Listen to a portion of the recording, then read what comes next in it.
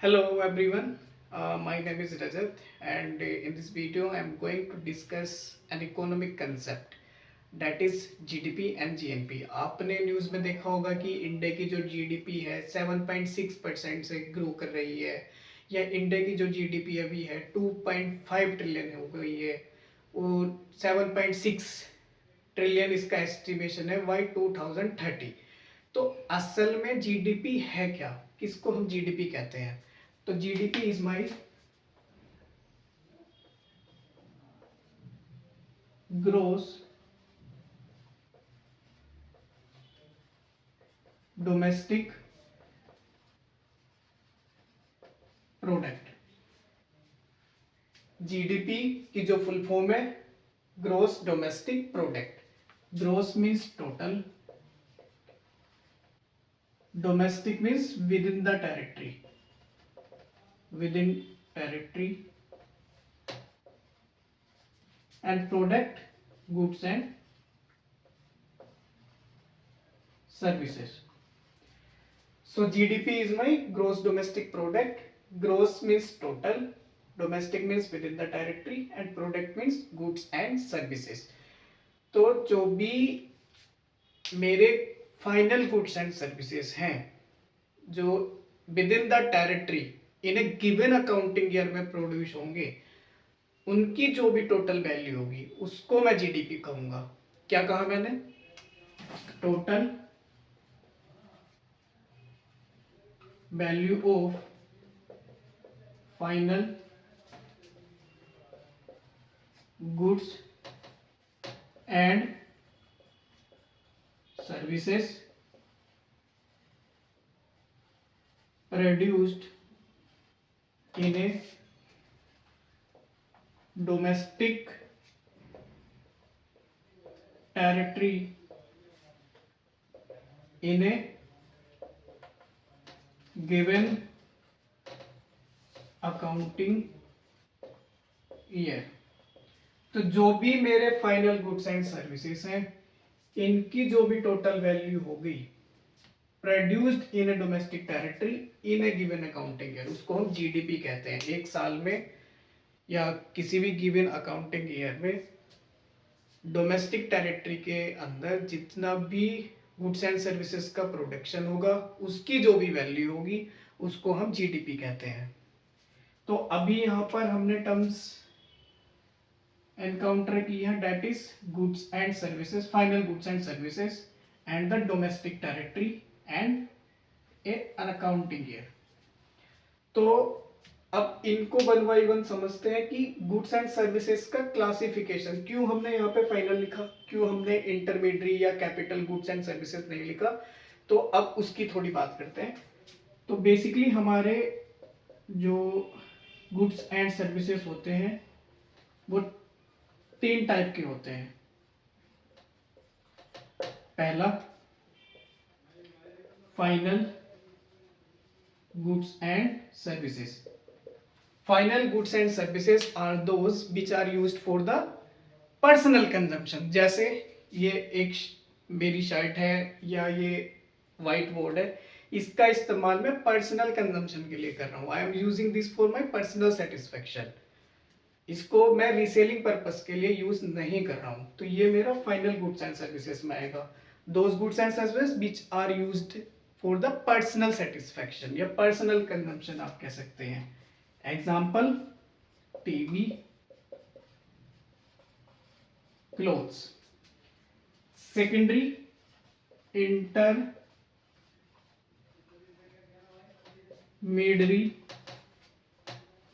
goods and services.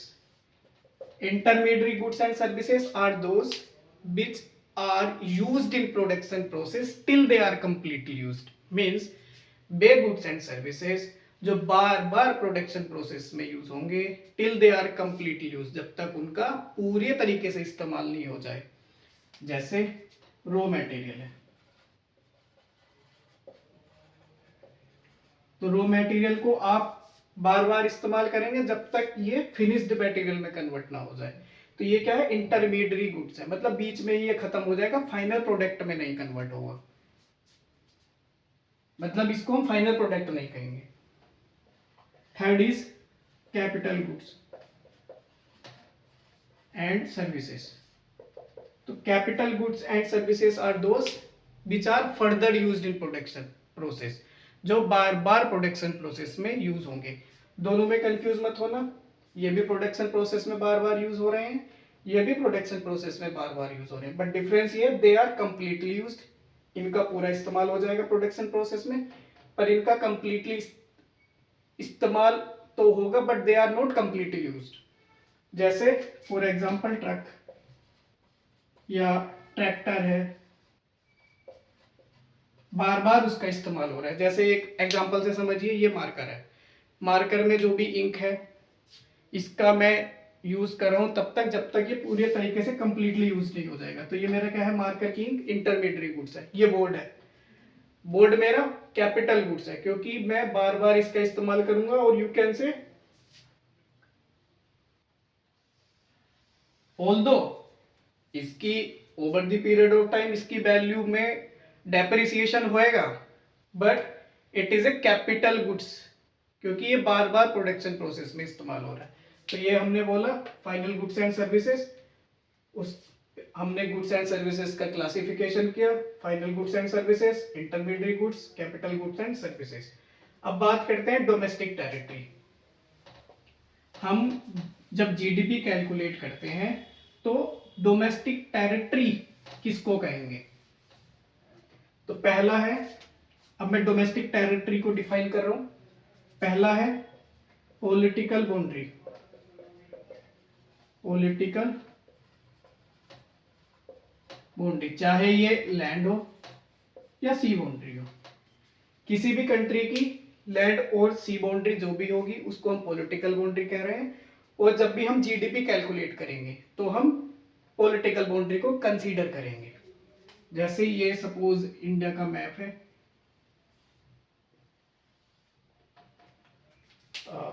Sorry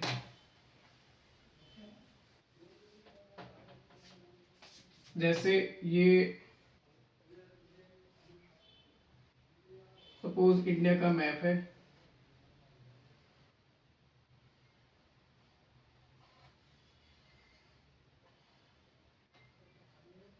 तो with in India की जो बाउंड्री है इसमें जो भी प्रोडक्शन होगा उसको हम जीडीपी में काउंट करेंगे। तो ये था हमारा पॉलिटिकल बाउंड्री। एंड सेकंड है ships and aeroplane operated by domestic company.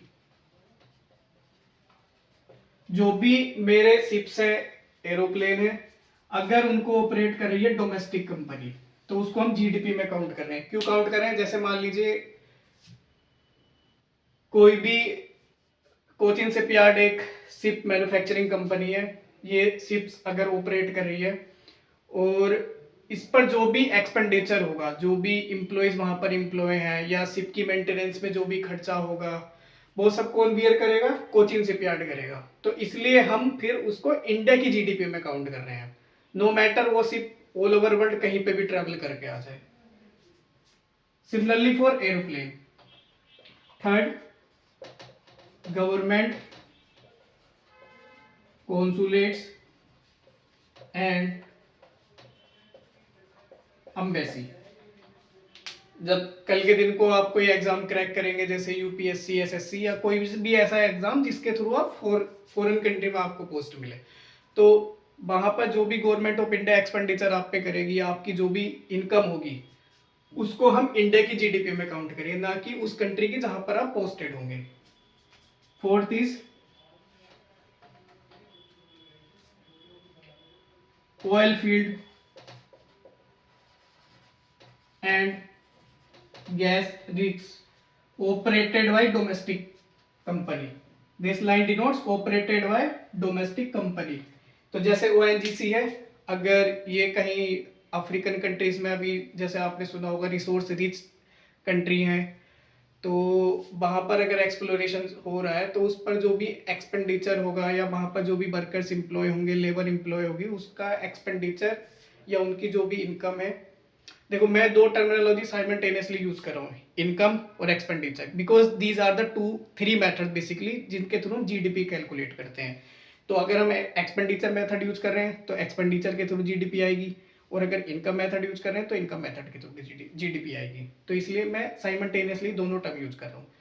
तो ओएनजीसी जो भी अपना एक्सपेंडिचर करेगी वहां पर ये हमारा जीडीपी में काउंट होगा। तो this is all about GDP. Now come to the accounting year. देखो बेसिकली जो हमारा अकाउंटिंग ईयर है ये है 1 अप्रैल टू 31 मार्च, और ऐसा माना जाता है this year has been introduced by the Britishers in 1867। 1867 में ब्रिटिशर्स ये ईयर इंट्रोड्यूस इंडिया में किए थे। तो this is all about GDP. Now come to another important concept, that is GNP, gross national product।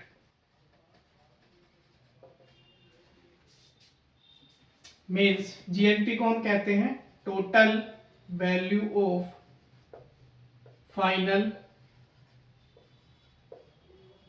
Goods and services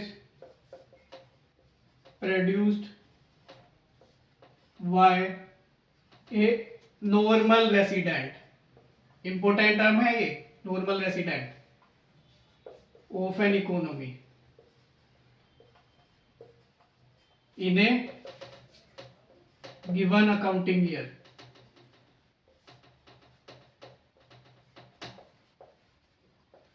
तो total value of final goods and services, ये मैंने GDP के concept में आपको एक्सप्लेन किए। Types of goods and services produced by the normal resident. तो किसी भी इकोनॉमी के नॉर्मल रेसिडेंट जो भी प्रोडक्ट प्रोड्यूस करेंगे गुड्स एंड सर्विसेज, उनकी टोटल वैल्यू को इन ए अकाउंटिंग ईयर हम जीएनपी में कैलकुलेट करते हैं। तो अब यहाँ पर एक टर्म है नॉर्मल रेसिडेंट। नॉर्मल रेसिडेंट इनको बोलते हैं जो किसी भी कंट्री में 1 साल से ज्यादा अगर रह रहे हो। जैसे फॉर एग्जांपल कोई इंडियन सिटीजन है, यूएस में रह रहा है 14 मंथ्स, तो अब यूएस में 14 मंथ्स हो गए, मतलब हमारा नॉर्मल रेसिडेंट नहीं रहा, क्योंकि यूएस में वो 1 साल से ऊपर रह चुका है, तो इसलिए यूएस का नॉर्मल रेसिडेंट कंसीडर किया जाएगा। सिमिलरली कोई मान लीजिए यूएस का सिटीजन है, इंडिया में रह रहा है फॉर द 15 मंथ्स, तो हमारा नॉर्मल रेसिडेंट कंसीडर किया जाएगा, ना कि यूएस का, क्योंकि हमारे कंट्री में मोर देन 1 ईयर से वो रह रहा है। तो इसको हम कहते हैं नॉर्मल रेसिडेंट। तो normal resident are those who are living in a country for more than 1 year. तो इनके द्वारा जो भी final goods and services produced होंगे उसकी टोटल वैल्यू को हम कहेंगे जीएनपी, राइट। तो अब जीएनपी को कैलकुलेट कैसे करते हैं, ये इंपॉर्टेंट कंसेप्ट है। तो जीएनपी को कैलकुलेट करने के लिए सबसे पहले आपको जीडीपी कैलकुलेट करनी होगी। जीडीपी के प्राइमरली 3 मेथड्स होते हैं कैलकुलेशन के। तो टाइप्स, तो मेथड,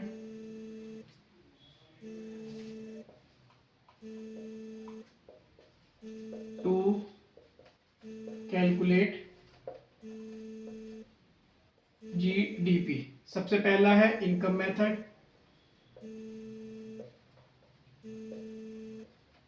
सेकंड मेथड है एक्सपेंडिचर मेथड,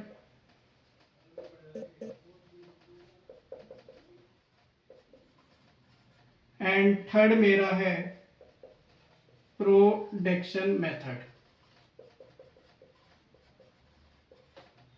तो I am not going to explain this methodology in this video. I will explain in another video. तो अभी हम बस ये बात करते हैं कि जीडीपी जो हम 3 मेथड से कैलकुलेट कर सकते हैं। इनकम मेथड से, एक्सपेंडिचर मेथड से एंड प्रोडक्शन मेथड से।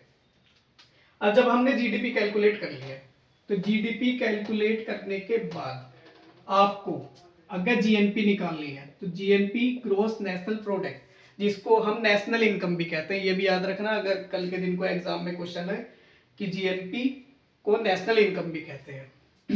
तो जीडीपी कैलकुलेट करेंगे सबसे पहले एंड उसमें ऐड कर देंगे नेट फैक्टर इनकम।